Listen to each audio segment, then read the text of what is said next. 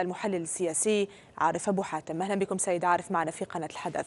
يعني اليوم المحادثات المباشرة في الكويت دخلت في صلب جدول الأعمال، لكن السؤال إلى أي مدى يمكن التوصل بين طرفي المفاوضات إلى رؤية توافقية لتنفيذ النقاط الخمس قريبا على الأرض؟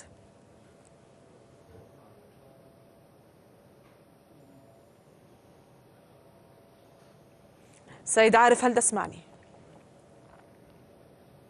نعم سامعي. أهلا بك سيد عارف، سمعت سؤال ولا أعيده؟ سامعي. لا ألو سيد عارف تسمعني الآن؟ طلعنا على الهواء؟